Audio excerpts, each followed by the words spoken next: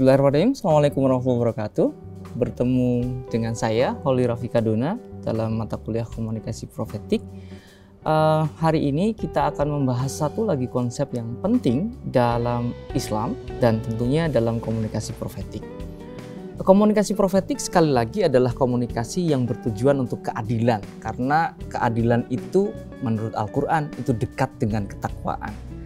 Nah, ada satu konsep yang penting yang sebenarnya bisa menggantikan konsep-konsep dari teori-teori barat yang kritis, misalnya proletariat atau kelas ekonomi lemah dan lain sebagainya.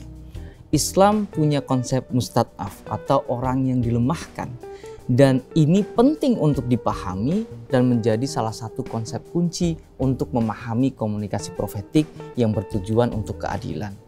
Nah, apa sih kemudian konsep mustad'af dan apa keistimewaan konsep tersebut dalam Islam? Yang pertama, kita harus mengetahui bahwa Al-Quran menggunakan dua istilah untuk menyebut orang lemah. Yang pertama adalah du'afa, orang lemah, dan yang kedua adalah mustad'af, orang yang dilemahkan atau secara sengaja dilemahkan. Do'if atau du'afa, do'if itu kata tunggal dari du'afa adalah jamaknya, itu disebut 39 kali di Al-Quran. Ini lawannya adalah kuat.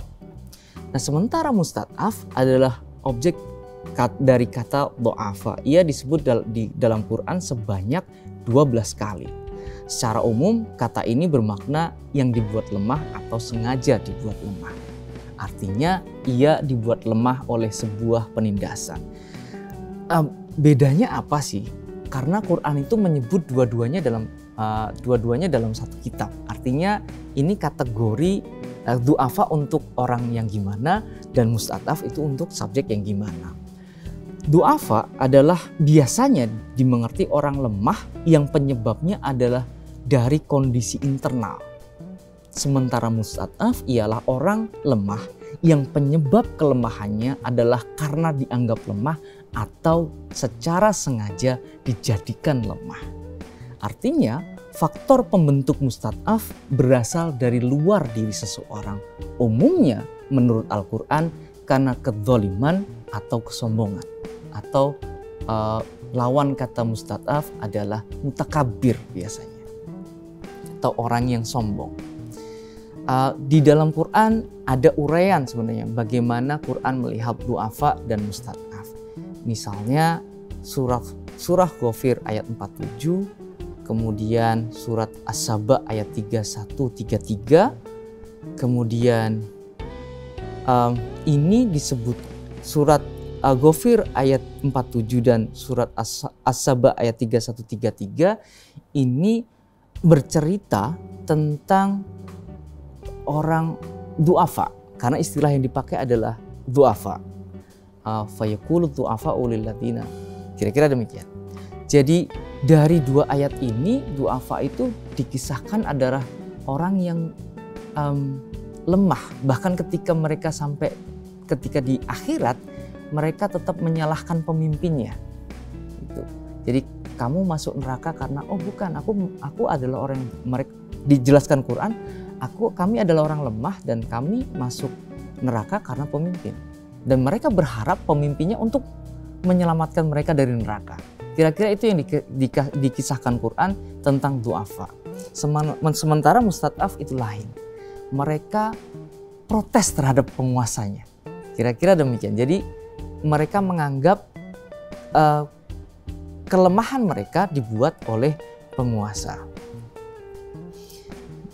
Baik, poin kedua dari keistimewaan mustad'af adalah mustad'af ini selalu beriringan dengan nabi.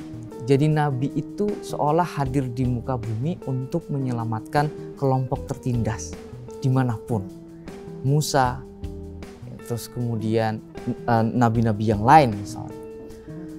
Kenabian selalu terhubung dengan pembelaan terhadap mustad'af, dan biasanya keduanya, nabi dan mustad'af, selalu direalisasikan dengan peristiwa penting dalam Islam, yakni hijrah atau pergi keluar dari sebuah tempat karena pengusiran dan lain sebagainya.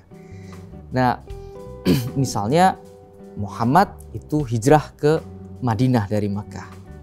Nah, kelompok mustad'af dilukiskan Quran selalu terhubung dengan konsep hijrah. Ini menandai dekatnya Nabi dengan kelompok mustad'af, sehingga sama-sama diidentifikasi dengan peristiwa hijrah. Artinya, kenabian turun ke dunia memang berpihak pada mustad'af untuk bertujuan membela keadilan. Perintah membela mustad'af kira-kira ada di Quran surah Al-Nisa ayat 75. Mengapa kamu sekalian tidak mau berperang di jalan Allah dan membela orang-orang yang dilemahkan, laki-laki, wanita-wanita maupun anak-anak yang semuanya berdoa, ya Tuhan kami, keluarkanlah kami dari negeri ini. Nah, ini adalah artinya mustad'af ini yang berdoa untuk keluar dari tempat, artinya hijrah. Jadi ini yang menjelaskan kenapa kemudian Nabi dan mustad'af ini adalah dua istilah yang selalu beriringan. Oleh karena itu, kalau komunikasi profetik mendefinisikan dirinya sebagai komunikasi kenabian, maka dia haruslah berpihak pada kelompok yang tertindas atau mustad'af. Karena Nabi sebenarnya selalu berpihak pada kelompok tertindas. Kira-kira demikian materi kali ini. Terima kasih. Assalamualaikum warahmatullahi wabarakatuh.